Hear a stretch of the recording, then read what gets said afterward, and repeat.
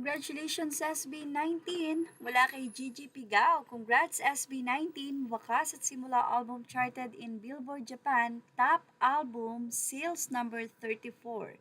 Second time na nilang nakachart sa BB Japan. First nung 2025, simula at wakas charted number 17 sa BB Japan Top Sales Album.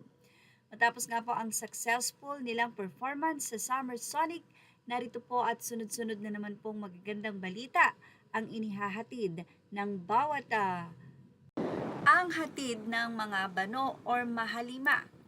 SB19 mula sa 18 Philippines History Made SB19 debuts at number 17 on the Billboard Japan Top Album Sale Chart with simula at wakas, becoming the first and only Filipino group to achieve this milestone. Ito po yung 2025. Okay, mayroong nagtanong at aniya, genuine question, palagi bang naka-hand mic ang SB19 pag nagpe-perform? Sagot, mas madali daw i-control ang handled mic kaysa lapel, lalo kay style na may mga matataas na notes. Hindi dilayo at ilapit yung mic sa ibang parts ng kanta. Correct. So I think pinaka-the best na po na sagot yan sa tanong na ito. Anyway, ibahagi natin ang nasabing video na ito na ibinahagi naman ni Stelveri Stelvester Facebook page kung saan ang SB19 ay nag-perform ng gento sa Summer Sonic Japan. Lakas talaga. Alam niyo po ba na grabe siksikan po ang crowd dyan. At ayon po sa naging update, ang massive stage po ay umaabot ng 5,000 to 10,000 na katao. At mukhang yung 10,000 ay talaga pong nabuo. Ang crowd po dyan ay siksikan.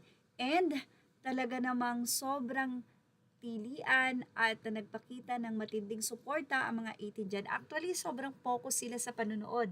Hindi nyo sila masyadong nadidinig na mag-ingay, magtitili. Sobrang parang na-starstruck ang mga 18 Japan sa SB19 dahil napakatagal din nila na nais na makita on stage ang SB19. Siyempre, iba yung fan meet, iba yung nagpe-perform sila.